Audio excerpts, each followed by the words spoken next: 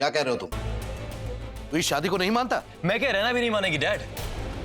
ये शादी हमने सिर्फ राक्षस को मारने के लिए की थी। हमने पहले डिसाइड कर लिया था इस बारे में। ये शादी नकली है। तेरे लिए थे तूने? हाँ, मांग भरी थी। एक मिनट मॉम, राखी के साथ जो हो उसके बाद मैं और रैना बहुत गुस्से में थे। उस राक्षस को मारना चाहते थे, अब भी मारना चाहते हैं, इसलिए शादी की। शादी सिर्फ नाम की थी, नकली शादी मॉम, सिर्फ उस मकसद के लिए। मॉम यू नो मी। ऋषभ, तू रैना के बारे में नहीं सोच रहा बिल्कुल? वो तो मुझसे पहले झंडा गाड़ के बोलेगी उस शादी को नहीं मानती। आप पूछ लेना उससे। वो क्या बोलेगी और क्या नहीं बोलेगी तुझे बोलने की जरूरत नहीं है ऋषभ। तो ठीक है, जब वो आएगी तब पूछ लेना। तब तक ये तामझाम हटाइए, मेरा सर घूम रहा है मॉम, मैं इस बारे में बात नहीं कर सकता।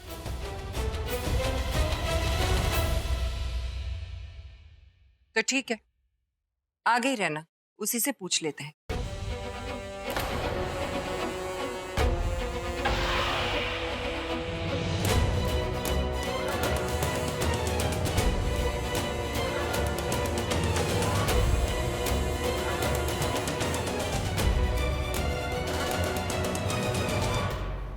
तुम्हारे पापा कैसे हैं? अभी भी कोमा में है। चिंता मत करो बेटा, हम तुम्हारे पापा का अच्छे से अच्छा इलाज करवाएंगे। Thanks uncle. उनका एक्सीडेंट हो गया, पता नहीं कैसे। मैं तो उनसे बात तक नहीं कर पाई। कोई काल ही आया था बेटे। अच्छा, तुम्हारे बारे में ही बात हो रही थी। तुम यहाँ क्यों खड़ी हो? अंदर नहीं रहना, आज तुम इस तरह इस घर में अंदर नहीं आ सकती। आज तो हम पूरे रीति रिवाज के साथ तुम्हारा गृह प्रवेश करवाएंगे। Stop it mom, please. ये मैं जानती हूँ बेटा, जब तुम्हारी शादी हुई थी, तुम इस घर में आई थी तो मैं बहुत ज्यादा गुस्से में थी। पता नहीं क्या बुरा भला कह गई, लेकिन अब तो हम सब कुछ जानते हैं। दिल से तुम्हें अपनी बहू मानते हैं, हम सब तुम्हें स्वीकार करते हैं और इस घर में तुम्हारा सत्कार करते हैं। आंटी, वो बात बिल्कुल नहीं है। देखा, मैंने कहा था ना, ये भी शादी को नहीं मानती। तुम नहीं मानती इस शादी को? अगर दोनों बच्चे शादी को नहीं मानते, then it's okay मोहिनी। लेकिन अप्पू,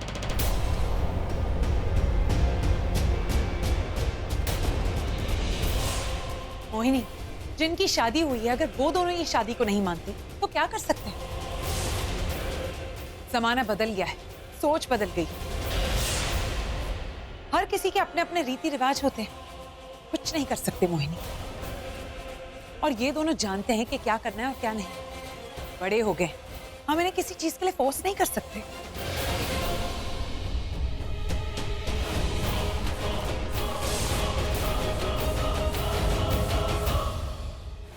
इसने इस लड़की से सच्चा प्यार किया। इसे क्या पता था कि इस लड़की के प्यार में धोखा था। ये धोखे की कहानी थी।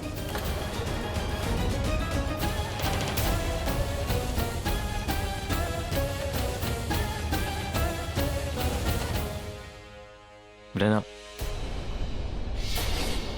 रहना, अरे तुम चुप क्यों खड़ी? तुम बोलो ना ये शादी नकली है। सोच समझ के जवाब देना रहना।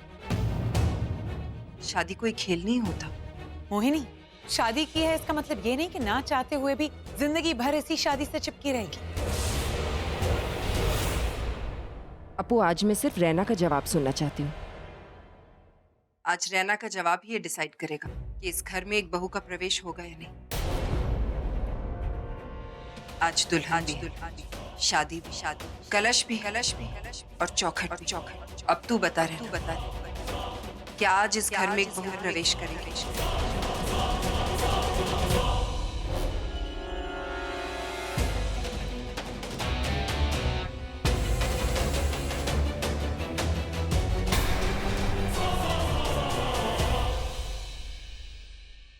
रहना, क्या था ये शादी हमने सिर्फ राखी के लिए की है ना? शादी की है तो निभानी तो पड़ेगी ही। What nonsense! मैं इस शादी को नहीं मानता।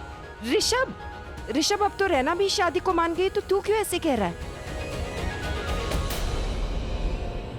तू इसकी बातों को दिल पे मत ले, बच्चा है, कभी कभी सही गलत का फर्क नहीं पता चलता, इसे धीरे धीरे सीख जाएगा।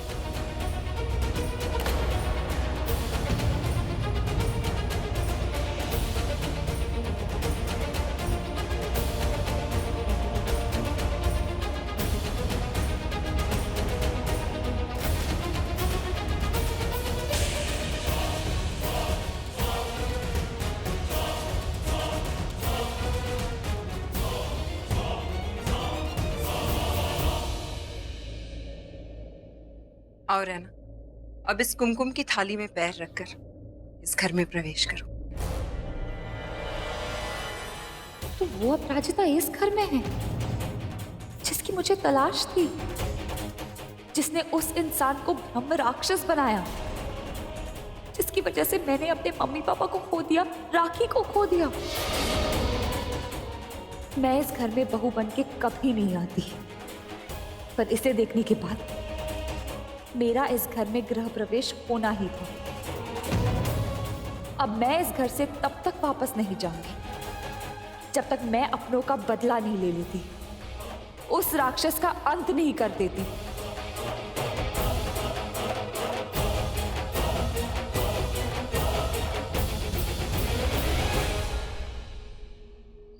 ये तो बड़ा अच्छा हुआ कि सुरेश ने अभी तक कुछ भी नहीं बताया रैना को। हाँ, कुछ बताने से पहले ही कोमा में चला गया। मैं जानती हूँ यहाँ क्या चल रहा है।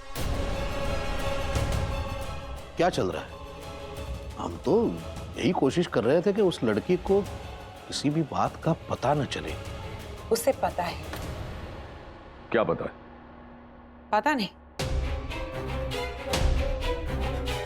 लेकिन कुछ तो पता है। उसकी आंखों में कुछ अजीब सा था, जिस तरह से वो मुझे देख रही थी, उसे डेफिनेटली कुछ पता है।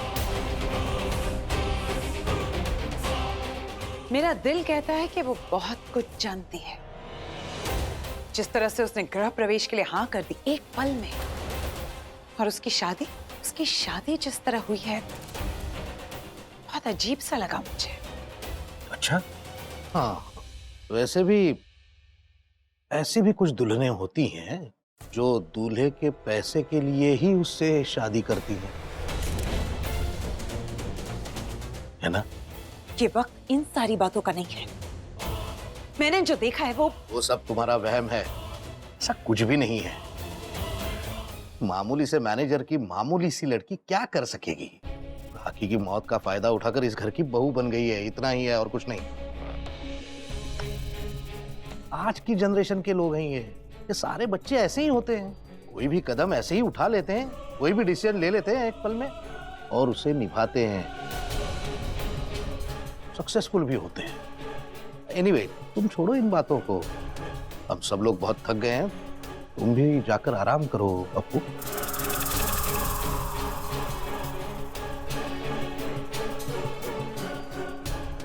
Good night.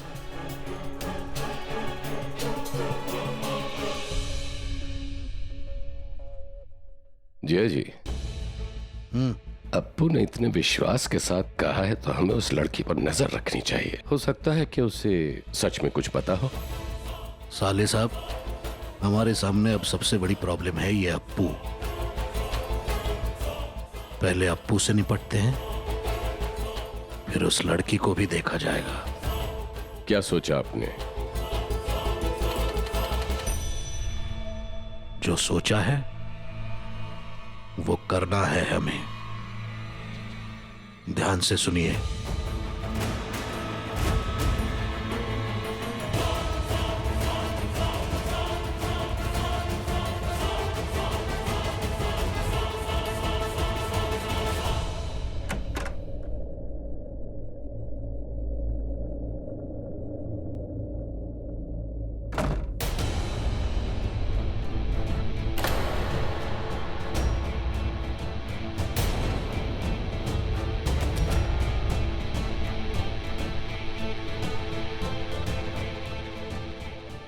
सुनो ना, मुझे तुमसे कुछ बात करनी है। मैंने जो कुछ भी किया ना, इसके पीछे एक वजह है।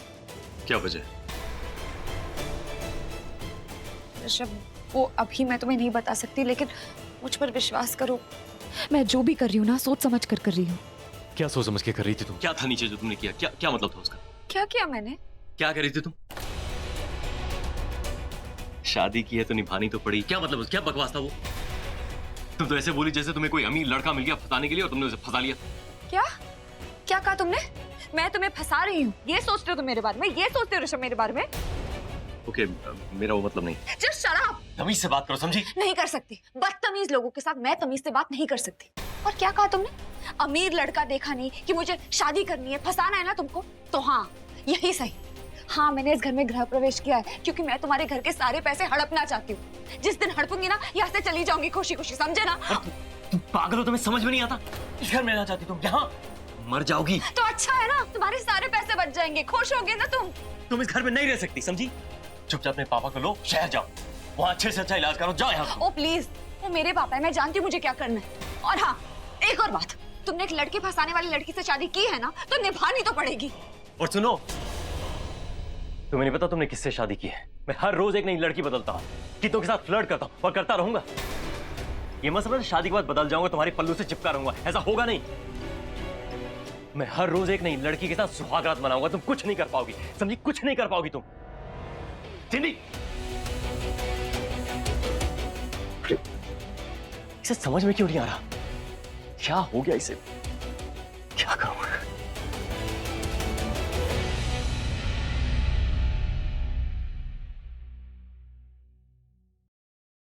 ये वो सारे जेवर हैं जो मैंने राखी की शादी के लिए बनवाए थे। सोचा था बड़ी शान से विदा करूंगी उसे। देखो ना कैसे हुई उसकी विदाई। इस दुनिया से ही विदा हो गई मेरी बेटी। मोहिनी, ये भी तो सोचो कि एक बेटी अपने घर से विदा होकर तुम्हारे घर भी तो आई है, तुम्हारी बहू। सही कहती हो तुम। ये सारे गहने अब मैं रैना को ही दूंगी। अब मेरे लिए वही राखी जैसी है। ये क्या हो रहा है मोहिनी? ये कोई वक्त है जेवर देखने का? क्यों, क्या हुआ? फाइनली एक गुड न्यूज आई है। इतने गम के बीच एक खुशी आई है। लेकिन ऋषभ खुश नहीं है इस बात से। आप भी ना। ऋषभ तो बच्चा है, कुछ बातें नहीं समझता, लेकिन आपको तो समझना चाहिए। इसमें चिंता की कोई बात है क्या? चिंता करने के लिए दिमाग बचा कहाँ है? बहुत थक गया हूं मैं, सोने वाला हूं अब। और मोहिनी तुम भी थक गई हो, सो जाओ। और अप्पू, तुम पर तो राक्षस ने अटैक किया था, बहुत थकी होंगी ना? जाओ, जाकर आराम कर लो। हाँ अप्पू, इतना लंबा सफर तय करके आई थी और आते ही साथ तुम्हारे साथ ऐसा हो गया। जाके आराम कर ले। Good night. Good night.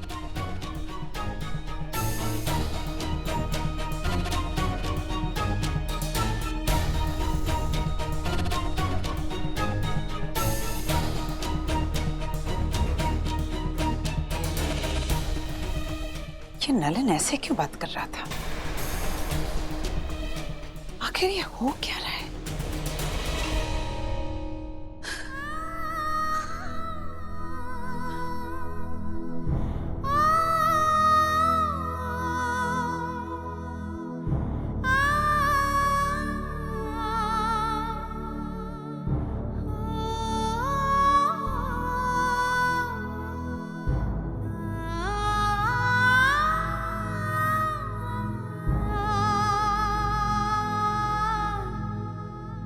इस घर का हर इंसान अगर तुम्हें बहू मान ले, तब भी मैं तुम्हें इस घर की बहू नहीं मानूंगी, समझी तुम?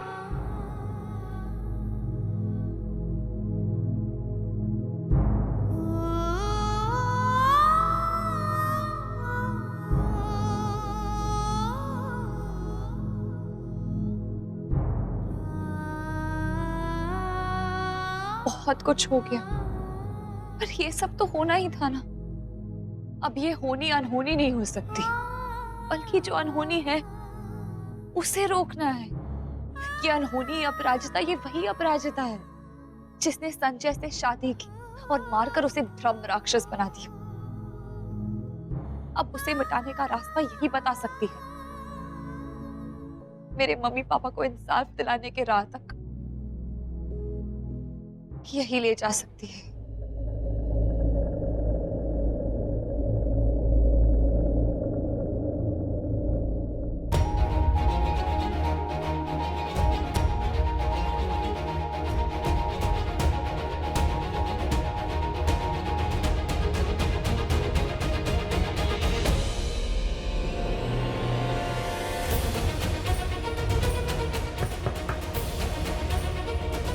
क्या मैं अंदर आ सकती हूँ?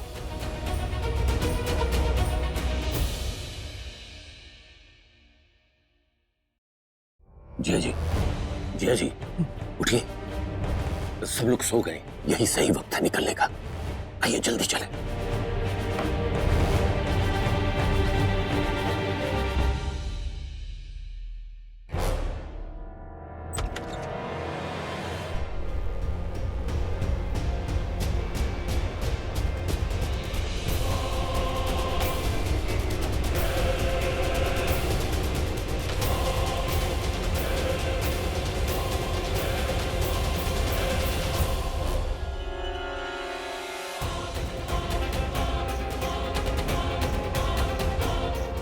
अब हमें वहीं चलना है। हाँ, असुर स्थल।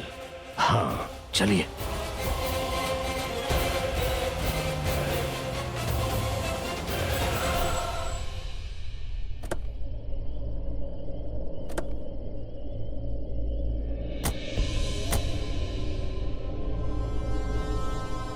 जय जी, यही सामने असुर स्थल है। अभी इसे अपनी किस्मत के ही हवाले कर देते हैं। हमारे पास कोई दूसरा रास्ता भी नहीं है। हमने इसके लिए हमारी बेटी राखी तक की कुर्बानी दे दी है, लेकिन ये कुर्बानी आखिरी होगी। बिल्कुल। आइए आइए।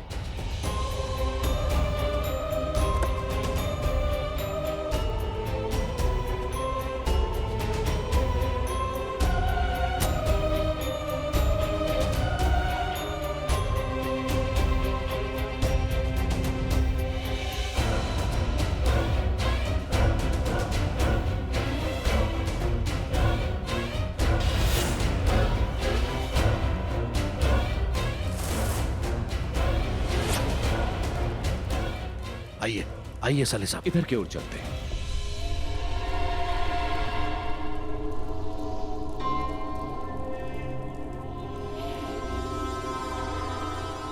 संभालना जीजा जी।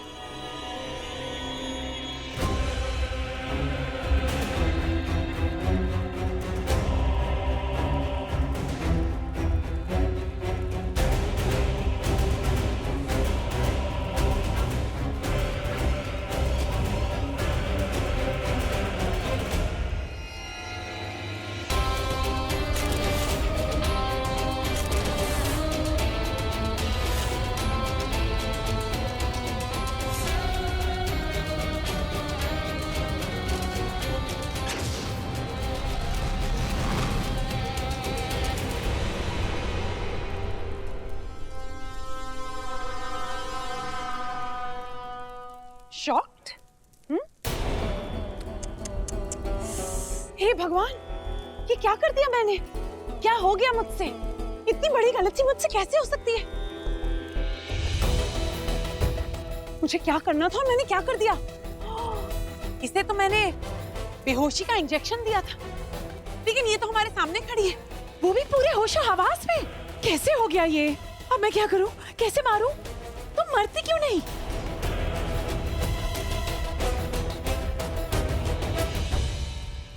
यही सोच रहे हो ना तुम दोनों?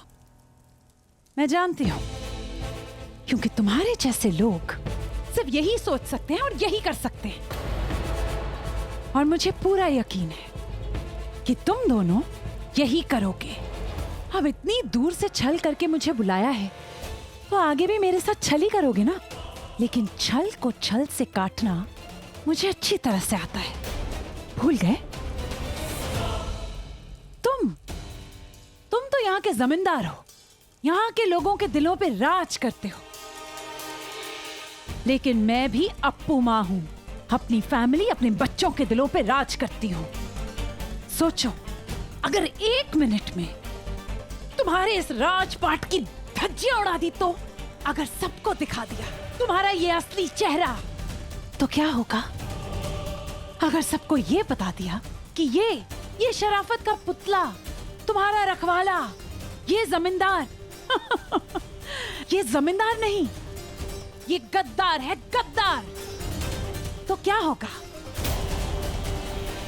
ये गांव वाले जिनकी लाठी पर तुम्हारा जोर चलता है, ये उसी लाठी से मार मार के तुम्हारे चीथड़े उड़ा देंगे। आस्तीन के सांप की तरह तुम्हें कुचल के रख देंगे। और तुम नलिन, तुम्हारी तो फैमिली तुम्हें नहीं छोड़ेगी। सोचो, अगर अप्पू माँ ने ऋषभ को सब बता दिया कि उसका बाप ब्रह्म राक्षस के बारे में सब कुछ जानता है, इनफैक्ट ब्रह्म राक्षस को बनाने में उसका भी हाथ है।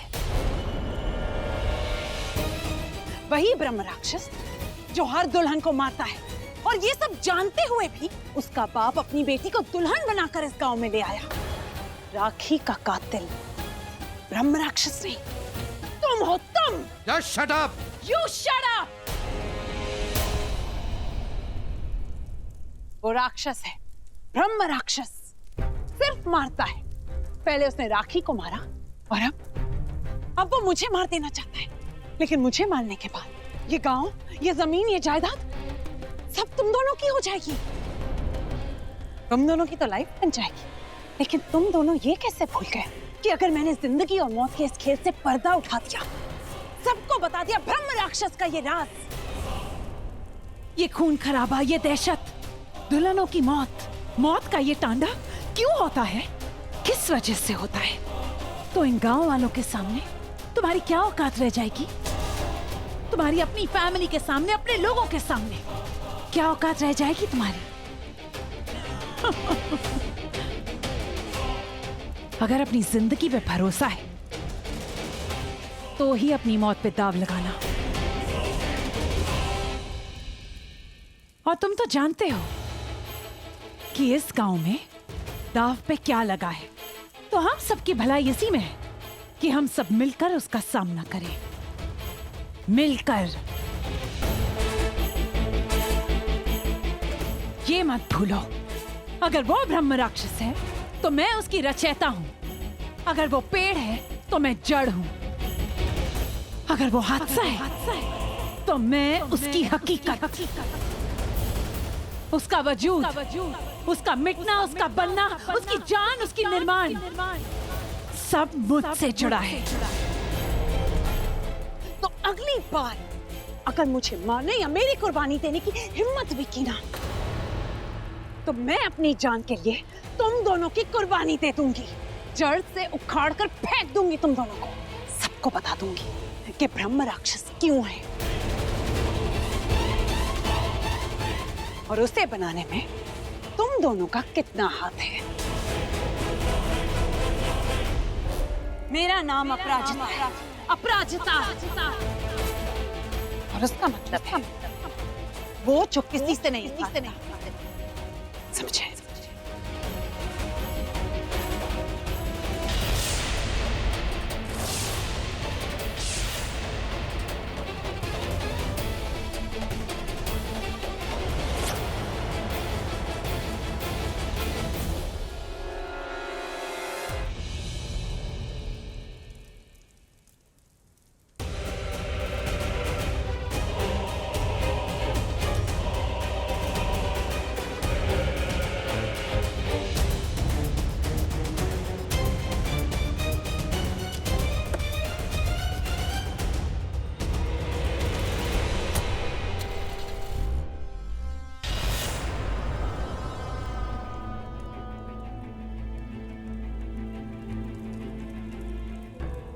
मैं कहाँ हूँ?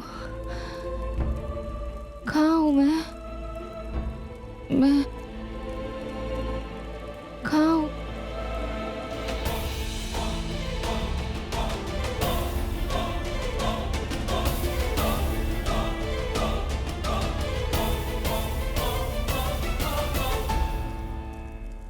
असुरस्ता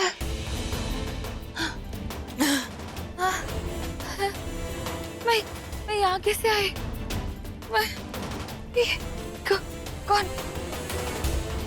कौन लाया?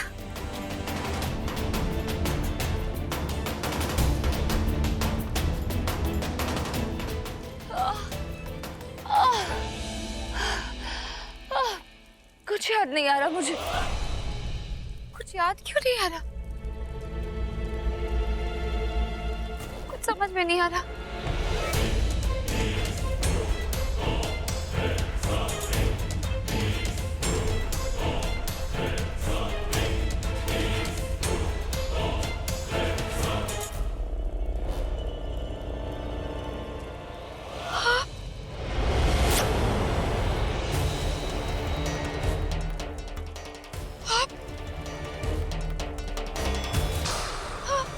जानती है, सब जानती है आप। हाँ, आप जानती है ना? हाँ, आपने कहा था। क्या कहा था? क्या सुना तुमने? ब्रह्म राक्षस, उसी के बारे में बात कर रही थी ना? मैंने सुना। क्या सुना तुमने? आप कह रही थी कि आप के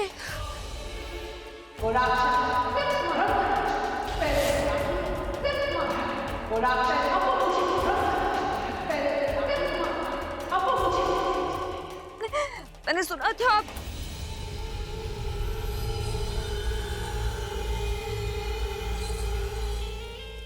कहाँ चली गई? कहाँ चली गई? कहाँ चली गई? ये मेरे ये यहाँ थी अब ये मेरा भ्रम था। नहीं ये यहीं पे थी। कहाँ चली गई? कहाँ चली गई? नहीं, मैं इसे जाने नहीं दे सकती। मुझे इसे रोकना है।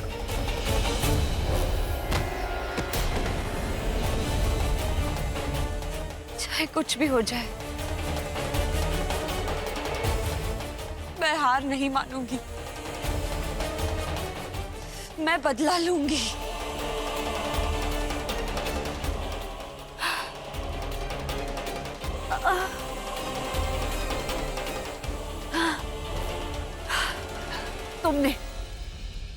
तुमने मेरे मम्मी पापा को मार डाला। क्या कसूर था उनका? नहीं छोड़ूंगी मैं तुम्हें। जो मौत तुमने मेरे मम्मी पापा और राखी को दी, वही मौत मैं तुम्हें दूंगी।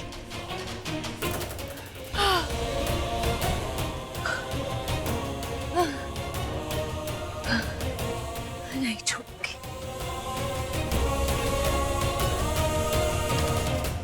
अपराजिता, ये वही अपराजिता है जिसने उस राक्षस को बनाया, और ये वही अपराजिता है जो उसे मिटा सकती है। उस राक्षस के अंत तक मुझे ले जा सकती है, मेरे मम्मी पापा और राखी की मौत का बदला पूरा कर सकती है। करना होगा, क्योंकि ये वही अपराजिता है।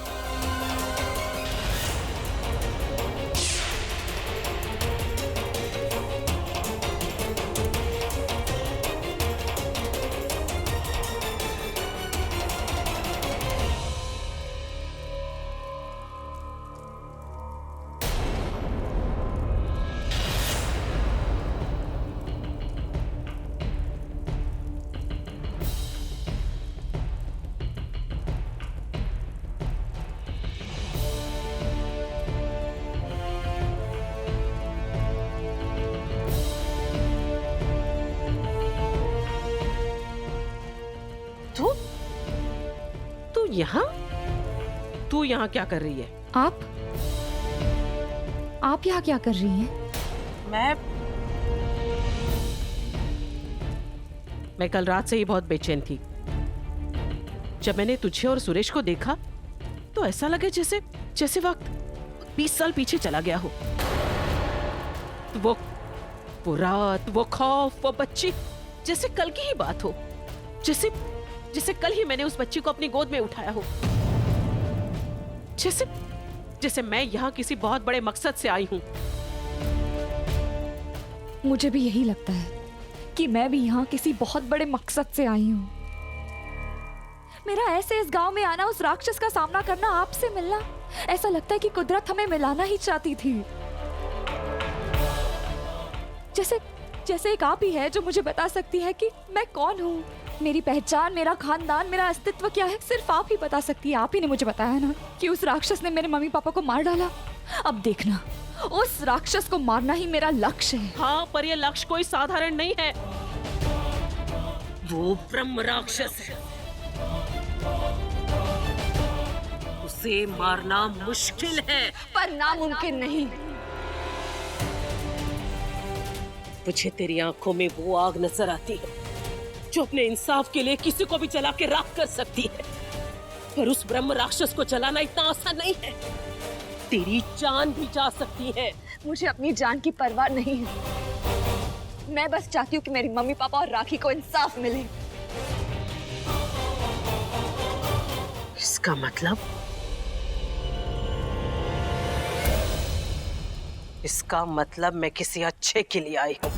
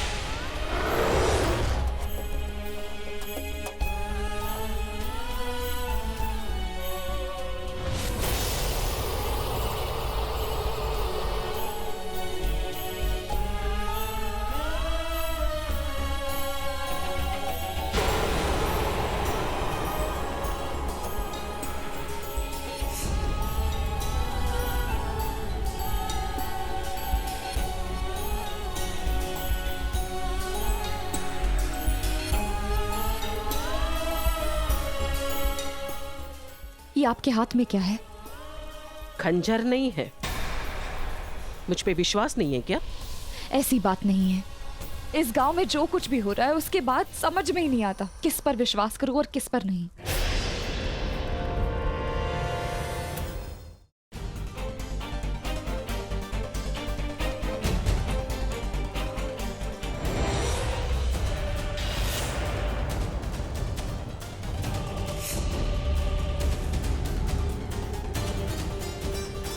ये देख, ये क्या है? पुरानी किताब। इसमें क्या है?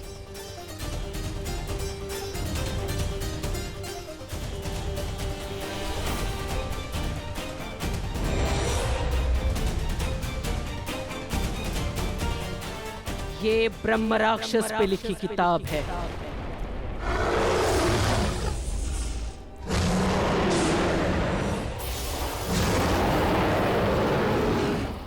ब्रह्म राक्षस कैसे बनते हैं, वो इंसानों में कैसे आते हैं, कैसे उनका सामना किया जा सकता है, सब कुछ। लेकिन ये इतनी बड़ी किताब एक साथ पढ़ना बहुत मुश्किल है और इसकी भाषा भी तुम्हारे समझ में नहीं आएगी। इसलिए इसमें लिखी हुई कुछ खास बात है जो मैं तुझे बताती हूँ, जो तुझे तेरे लक्ष्य तक ले जाने में तेरी मदद करेगी। 4 अहम बातें जो ब्रह्म राक्षस के बारे में जानना बहुत जरूरी है।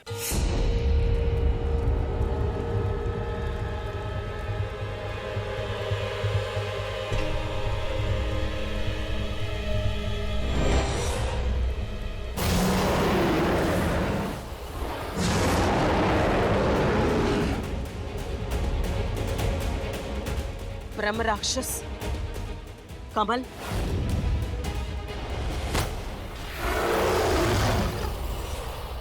राजगिरा, और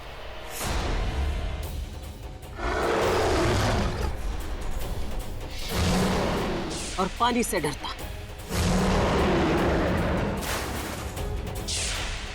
पर अगर वो राक्षस उस इंसान से सिर्फ 100 मीटर के फासले पर हो, जिस इंसान ने उसको मारा है, तो उसके ऊपर किसी भी चीज का कोई असर नहीं होगा। वो किसी के रोके नहीं रुकेगा, ना कमल, ना राजगिरा, ना पानी। वो चीजें काम करना बंद कर देती है।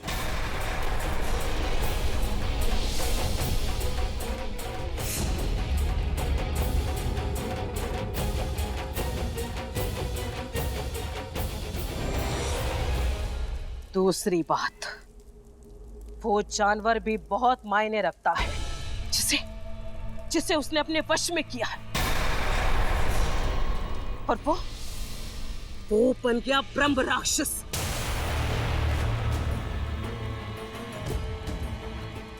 उस जानवर के दुश्मन ब्रह्म राक्षस के दुश्मन बन जाते हैं।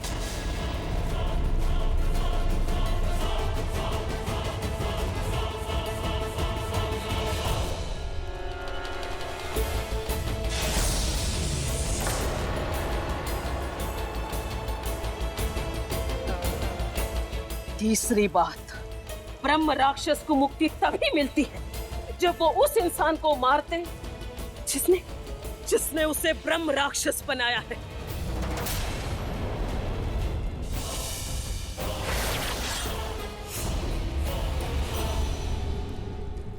और अब चौथी बात, चौथी और सबसे जरूरी बात। चौथी बात? चौथी बात क्या है?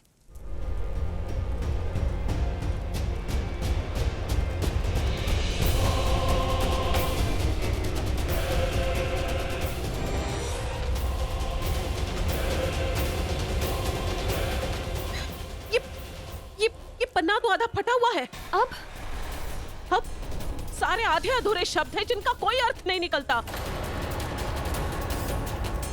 जिस इंसान मोक्ष के बाद नहीं होता, जो होता है वो जरूर इसमें बहुत जरूरी बात होगी। वो पन्ना हमें कैसे मिलेगा? जो नहीं मिला वो नहीं मिला, जो मिला है उसके ऊपर चल, उसका इस्तेमाल कर, जो जानते हैं उसका अर्थ निकाल। रास्ते बनते जाएंगे। अगर आज तू यहाँ आई है तो यहाँ तेरा आना लिखा था। तू यहाँ खुद चल कर नहीं आई है, तेरी किस्मत तुझे यहाँ लेकर आई है, और तेरी किस्मत ही तुझे तेरे लक्ष्य तक ले जाएगी।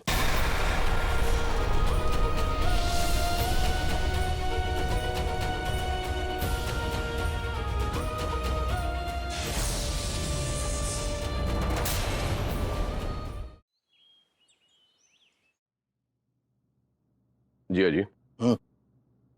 मोही को शक तो नहीं हुआ? इतने सालों में बीवी को हैंडल करना सीख गया हूं मैं। अच्छा, यानी आप मेरी बहन को हैंडल करते हैं? साले साहब, आप तो बुरा मान गए। नहीं, ख्याल भी तो आप ही रखते हैं उसका। अब पति पत्नी के रिश्ते की कड़ियों को तो आप दोनों को ही जोड़ के रखना है। एक कमजोर कड़ी है साले साहब, अपराजिता। उसका कुछ करना पड़ेगा। उसका तो जो होना है वो तो होके रहेगा। वो भी यही है, ब्रह्म राक्षस भी यही है। कल किस्मत से बच गई, रोज रोज तो किस्मत नहीं बचाएगी ना उससे। दूसरी भी तो कमजोर कड़ी है, रहना। जिया जी, अगर हमारी किस्मत अच्छी निकली तो अब तक रहना मर चुकी होगी। हमारा वो डिसीजन बड़ा सही था, उसे वहीं असुर स्थल पे छोड़ने का, क्योंकि वहां सिर्फ मौत आती है। ये क्या आप लोगों ने अब तक चाय खत्म नहीं की? हाँ, बस खत्म होने ही वाली है। अच्छा सुनिए, मैं सोच रही हूँ कि आज नई बहू की शगुन की पहली रसोई की रस्म कर ली जाए। क्या ऐसी बात कर रही हो मोहिनी? ऋषभ को ये शादी मंजूर ही नहीं है। कैसे मंजूर नहीं है? मंजूर करनी पड़ेगी उसे। कभी कभी जो नहीं होना चाहिए वो भी हो जाता है ना। कुछ दिन पहले जब राखी का वो हादसा हुआ था, तो क्या हम में से किसी ने सोचा था कि दोबारा हम हंस पाएंगे? लेकिन हमारे चेहरे पे दोबारा हंसी आ गई ना, खुशी आ गई हमारी जिंदगी में। बस ऐसी ही बातें और रिश्ते होते हैं जो हमें बच्चों को समझाने हैं। ऋषभ ने शादी की है तो उसे निभानी भी पड़ेगी। कहाँ है तुम्हारी बहू? उसी को बुलाने जा रही थी भैया। मिताली,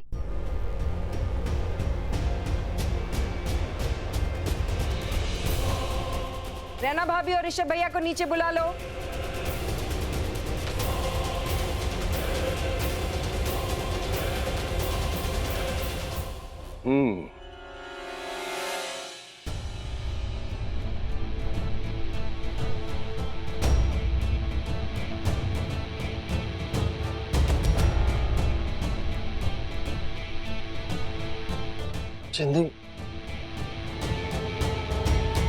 चिंदी कहाँ गई? तुम्हें नहीं पता तुमने किससे शादी की है? मैं हर रोज एक नई लड़की बदलता हूँ, कीतों के साथ फ्लर्ट करता हूँ और करता रहूंगा। ये मत समझ शादी के बाद बदल जाऊंगा, तुम्हारी पल्लू से चिपका रहूंगा। ऐसा होगा नहीं। शायद चली गई।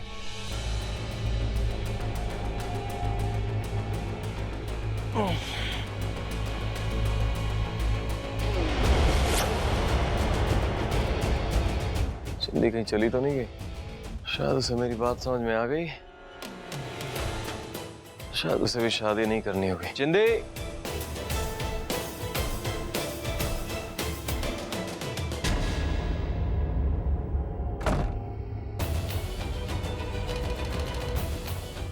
वो लॉकेट?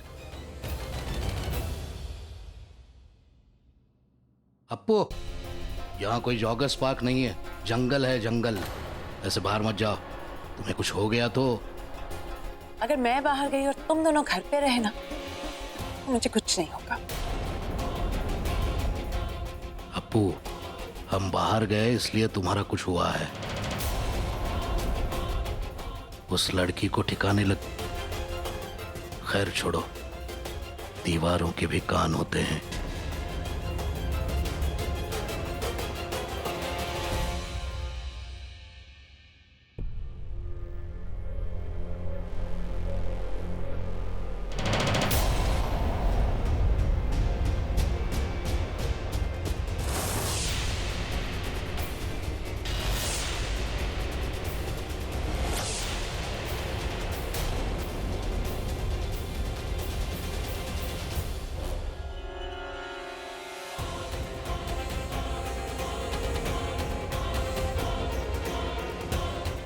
तुम यहाँ? मैं यहाँ मतलब? मुझे यहाँ नहीं तो और कहाँ होना चाहिए था?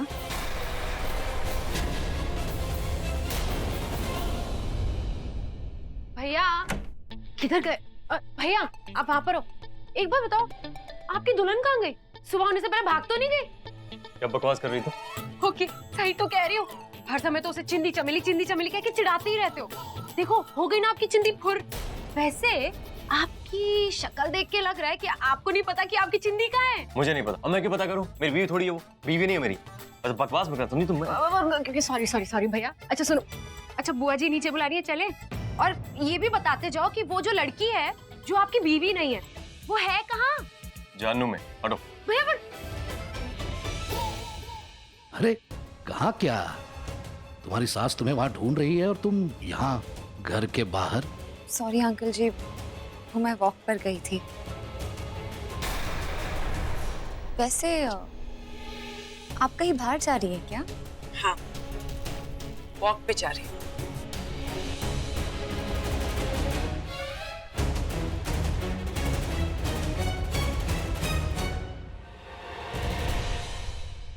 अरे ठीक है बेटा, जीती रहो, जाओ।